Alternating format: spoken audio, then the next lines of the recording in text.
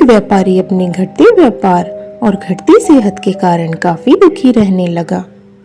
उसके दिमाग पर नकारात्मकता हावी होने लगी। वह अक्सर अपनी पत्नी से इस संबंध में बातें करता। उसकी पत्नी उसे समझाने का प्रयास करती, लेकिन उसने तो एक ही रट लगा रखी थी कि उस पर कोई नकारात्मक शक्तियों का साया पड़ चुका है, जिससे उसकी सेहत और व्यापार पर असर पड़ रहा है। एक दिन वह रास्ते से जा रहा था तो उसे एक साधु महाराज मिले।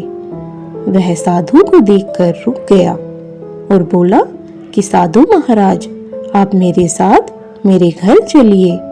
एक बार मेरे घर पर नजर घुमा कर देखिए। मेरे घर पर किसी नकारात्मक शक्ति ने कब्जा किया हुआ है, जिससे मेरे व्यापार और सेहत पर बुरा असर पड़ रहा है। साधु व्यापारी के संग उसके घर चल देते हैं। जैसे ही वह व्यापारी के घर पहुंचते हैं तो व्यापारी साधु से कहते हैं, साधु जी, जरा मेरी घर की ओर नजर घुमा के देखिए और पता लगाइए नकारात्मक शक्ति मेरे घर पर कहाँ छिपी है। व्यापारी के घर में एक भैंस थी। साधु की नजर उस भैंस पर पड़ी और उसने व्यापारी से कहा कि तुम्हारे घर की सारी नकारात्मक शक्ति भाग जाएंगी अगर तुम किसी साधु को कुछ दान दोगे। व्यापारी ने तुरंत साधु से कहा, साधु जी, क्यों न मैं आपको ही दान दे दूं। बताइए साधु जी, आपको मैं क्या दान दूं। इस पर साधु ने व्यापारी से कहा कि तुम मुझे अपने घर की कुछ काली चीज दो। यह सुनकर व्यापारी घर के अंदर गया और उसने अपनी पत्नी को बताया कि साधु जी को कोई काली चीज चाहिए। व्यापारी की पत्नी ने व्यापारी को कोयला दे दिया और कहा कि जाओ इसे साधु जी को दे दो। व्यापारी कोयला लेकर साधु जी के पास गया। साधु कोयले को देखकर क्रोधित हो गया और उसने व्यापारी से कहा, दुष्ट, ये क्या तुम मेरे लिए लाए हो। व्यापारी ने साधु से क्षमा मांगी और बोला, क्षमा कीजिए साधु जी, आप ही ने तो बोला था कि मुझे कुछ काला दान दो, इसीलिए मैं घर से कोयला लेकर आया।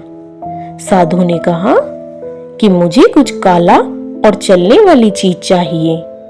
व्यापारी फिर से घर के अंदर जाता है और अपनी पत्नी को बताता है कि साधु जी ने कोयले को लेने से मना कर दिया, उन्हें कुछ जलता हुआ और काला काला चाहिए। व्यापारी की पत्नी बड़े सोच विचार से घर से एक काला चूहा लेके आती है। व्यापारी काला चूहा लेके साधु जी के पास जाता है और बोलता है, साधु जी, ये रहा काला और यह चलने वाला भी है। लेकिन इस बार साधु जी अत्यंत क्रोधित हो गए और उसने व्यापारी से कहा, दुष्ट, ऐसा करने से तुम्हारे घर की नकारात्मक शक्ति और हावी होंगी। तुम मुझे क्रोधित कर रहे हो। व्यापारी साधु जी से दोबारा से क्षमा मांगता है और कहता है, मेरी पत्नी से कोई भूल हुई है।